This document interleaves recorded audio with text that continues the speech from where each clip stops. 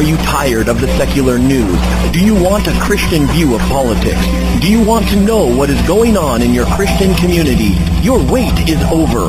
Welcome to the Intermountain Christian News Hour. Here is your host, Dr. Anthony Harper.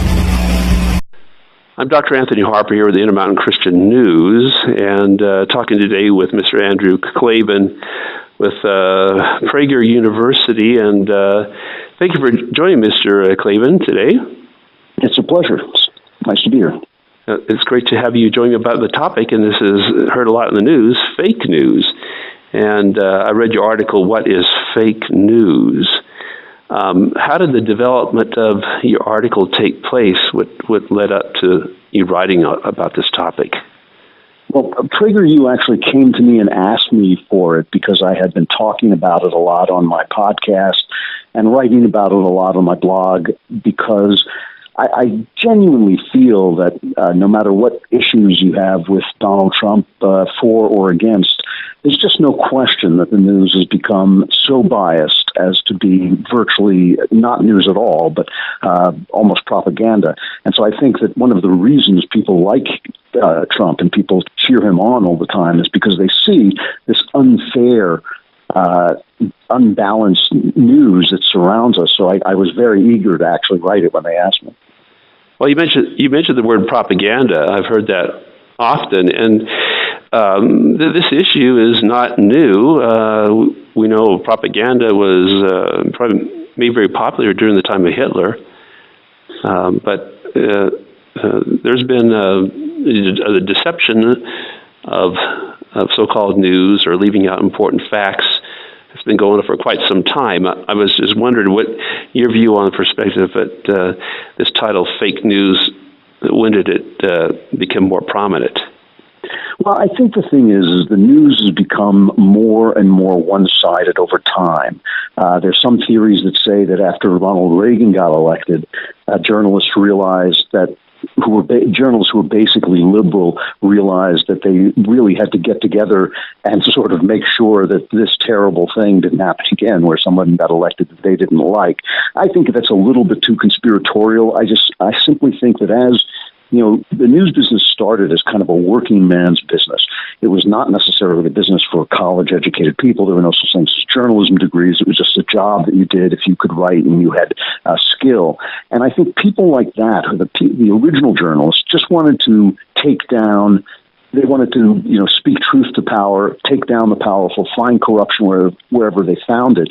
And they were pretty balanced all in all. But as it became a professional enterprise, as there came to be journalism degrees and people started to come from a very, very specific social class and a very specific, group of educated adults, I think it started to trend more and more to the left. And as the left gets into things, almost always they only hire other people from the left.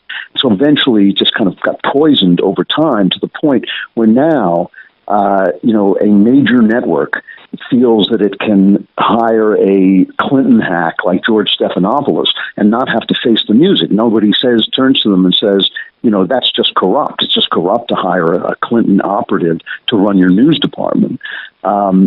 Because they're so corrupt, they don't even see the corruption of it anymore.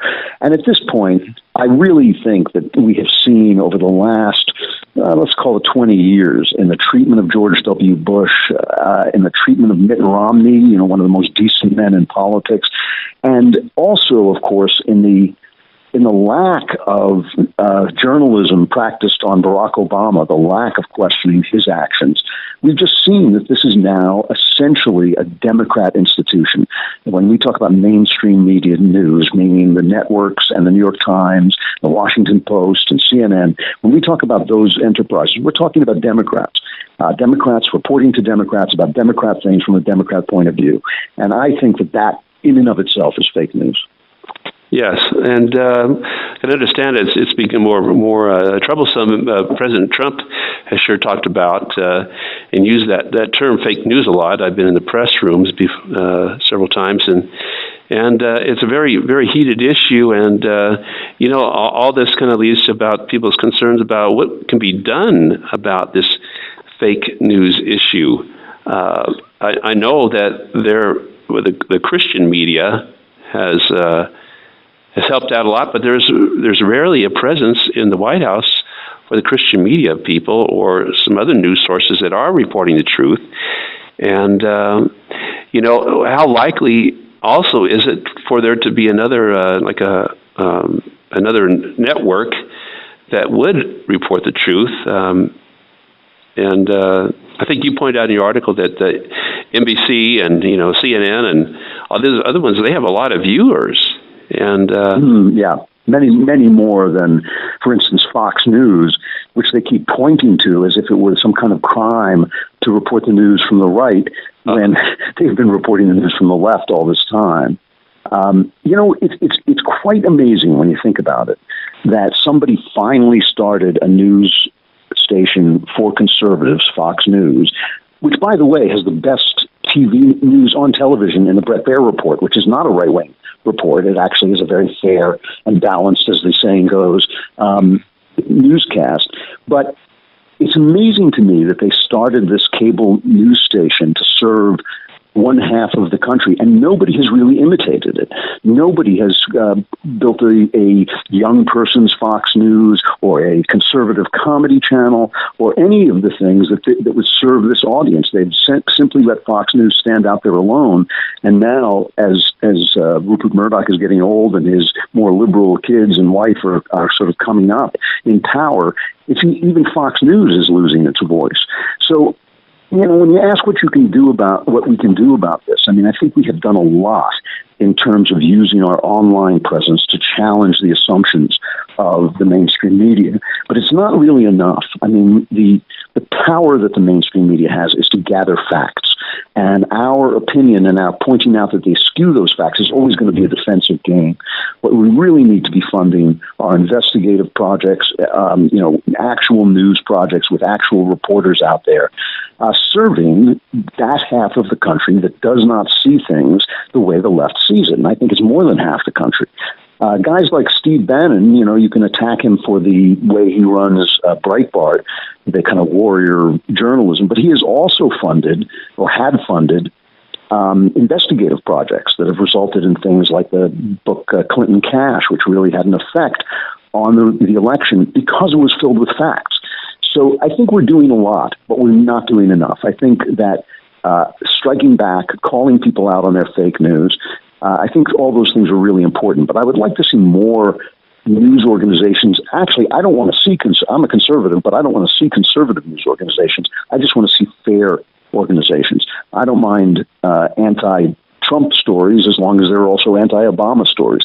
What has destroyed the credibility of the mainstream is that they only attack one side, and they attack whether they're right or not, and then finally, when they hit pay dirt, as with a politician you always will, when they hit pay dirt, then they score. But if you never report the IRS scandal, if you never report Fast and Furious, if you never report the corruption of the Justice Department under Obama, then it seems like Obama is just walking on water. It's just, they all at the end of his administration said, isn't it wonderful that it's been scandal-free? Well, it wasn't scandal-free. They just didn't cover the scandals there were.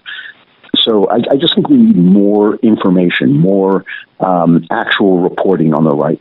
Well, what's the role of the Christian media as you see it at the White House in Trump's administration? Well, I think, look, we have a lot of niche media, and it obviously has the strength of reporting from a point of view that's being ignored in the press. I think we can safely say that the mainstream press is not just un-Christian, it's anti-Christian. It is hostile to the Christian worldview and the Christian point of view. It always casts it in terms of what it's against, never what it's for. It never takes its religious perspective seriously unless it happens to coincide with some left-wing concern. So it's very important that there's a Christian presence in the news. But the trick is moving that presence from its niche, which is important. It's important to preach to the choir, but the trick is to move it from that niche into the mainstream. And I think, again, we do that by reporting stories that everybody wants to hear that are backed up by solid facts. So I really support what I'll just call niche media, whether it's Christian media or conservative media or anything like that. I really support that. But I think people who, like us, who are Christians, who are conservatives, also need to establish a mainstream presence. And that's what we've been a little bit slow in doing. Well, I'm wondering how this would play out. Think of it, for instance, in the White House press room, if President Trump would refuse to call upon CNN to take the question. From what I understand, that he has the right to call upon who he wants to there. Would not the Christian media and other news sources, the niche sources, be able to have their view aired through the other stations, or would they just not want to carry it because they were overlooked? Well, I think that, Trump has actually done some of that, calling on smaller venues and more conservative venues, and the hilariously, outlets like CNN have just gone crazy complaining about it, which is very funny. But yeah, of course, that's something that can be done by the president. That's a contribution that the president can make if he so wishes. He can choose, pick on anybody he wants to. But I also think that it's just important for these voices to try and at least have a mainstream arm. That there are stories that only Christians want to hear, and those stories should be reported to Christians. But there are stories from a Christian perspective that might be interesting to everybody. One of the funniest moments, if you have the sort of modern sense of humor that I do, one of the funniest moments during the George W. Bush administration was when Bush was making a speech and he referenced the Good Samaritan, one of the most famous stories in Western literature, one of the most famous stories in the gospel. And the mainstream media, literally, I'm not making this up, started writing stories about how he was speaking in code to evangelicals, because they thought this was some big, the idea of the Good Samaritan was some big secret, It was like they were so absent knowledge of the gospel, so separated from the gospel, so separated from the religious worldview, that to them was talking in code. And you see this again with the Nashville statement, an evangelical statement on sexuality. They were absolutely shocked that Christians should be saying basically the same thing about sexuality that they've been saying for 2,000 years. They are so separated from a large chunk of the country, so sequestered among themselves, so busy reinforcing their own points of view, that what is normal to most of us has become deeply strange to them. And in order to break through that bubble, which is less a bubble than it is an iron lung, in order to break through the walls of that bubble, it's going to take some real strategizing and thinking about how to reach people who may not necessarily agree with us, but are willing to listen, willing to share, to see what someone else thinks. There are a lot of people out there, who don't really know anything about the Christian worldview. All they know is what they hear in the papers, which is that it's small-minded and mean and bigoted and nasty and all the stuff that the mainstream media sells about us. And when they actually hear the voice of Christians, they think, that's not at all what I thought it was. And so it's a good thing for us to go among the people and speak to them in their language, like Paul did, And I just think that that's something that sometimes Christians are afraid to do. They're so busy making sure you accept 100% of their doctrine that they don't even want to get you to accept 1%, which might be the first step. Well, it is so important. I believe there's a lot of timidity upon the part of some Christian media, and there needs to be more of a presence there at the White House. Often the Christian media people would have to hire a full-time staff person to be at the White House press for that. And it may be a financial restriction to have more Christian media present there, but more likely that the Christian media, the voice would be heard, conservatives heard more if there was more of a presence at the White House in these press meetings. And I know there's a lot of criticism amongst the evangelicals about the media being so biased, but the issue is, what do we do about it? And that there has to be a presence at the White House of more of some good media, of, I would say, the non-fake news people. But as you mentioned about how do they get more of that voice, how did it become mainstream? And if not very many people are going to Fox News compared to CNN and NBC, what do you do? Well, I think that one thing is that it might be a good idea, just as a strategy, to start thinking about the things that interest Christians and then start thinking about the things that interest Christians but are also interesting to everybody. For instance, the evangelical world is one of the most racially integrated worlds, one of the most racially integrated areas in America.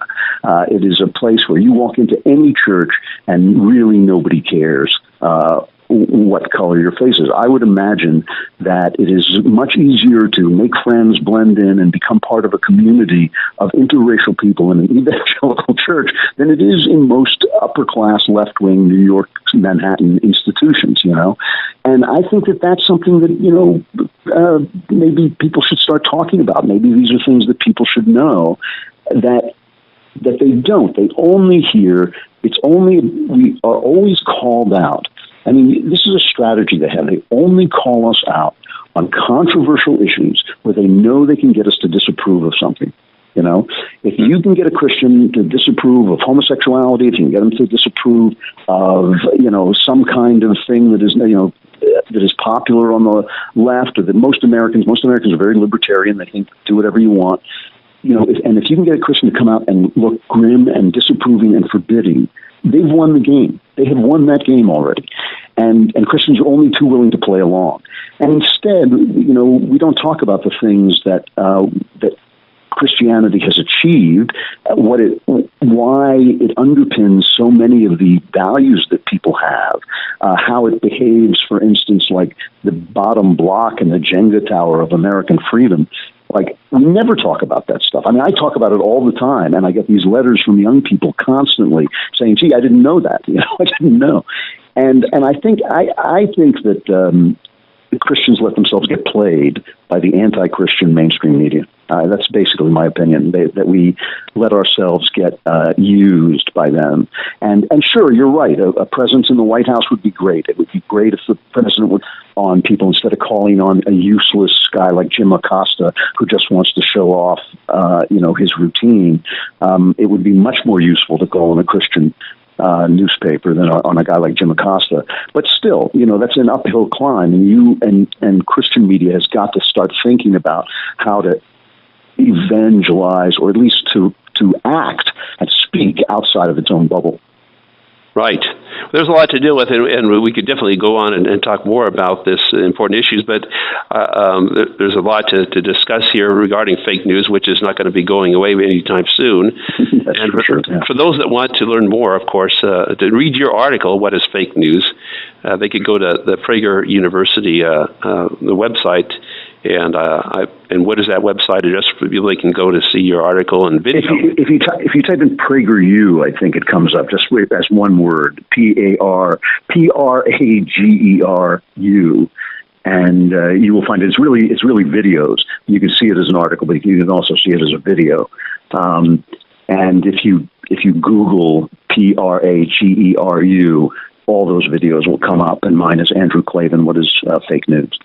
Okay, and for those that, along with this subject of fake news, the article that we have on our news site of fake news versus Christian media is there at imcnews.org in the center of the website, and I do have a link to your article, Mr. Klavan, as well as a video link there, and I thank you for sharing with me today. Looking forward to meeting you in person, and there is a lot to deal with. We have a short amount of time, and hopefully we get it right. So I hope so too. I think we're making strides. We need to do more. Thank you, Mr. Klavan. Thanks a lot. It's great talking to you. Thank you. Bye now. You've probably heard a lot of people recently screaming and yelling about fake news. Charges fly from all points on the political spectrum. This story is mistaken. It's fake news. That statement is incorrect. It's fake news. But to my mind, these arguments miss the point.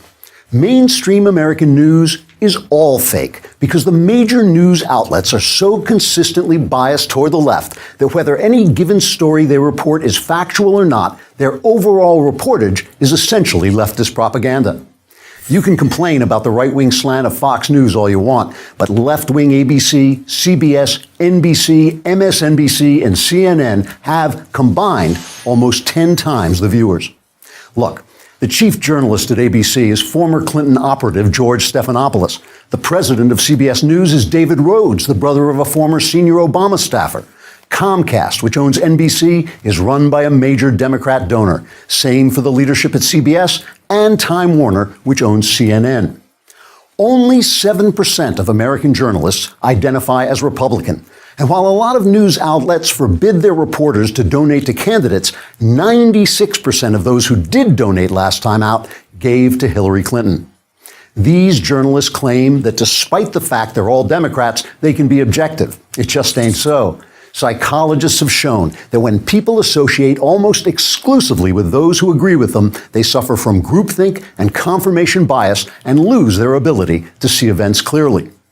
Now, it's not that these journalists are liars, exactly. It's that their bias skews their reporting in very specific ways. Let me give you Andrew Klavan's 3 rules of mainstream media journalism. These can transform any story, whether it's true or not, into fake news. Rule number 1. Whenever left-wing prejudices are confirmed by a single event, that event is treated as representative.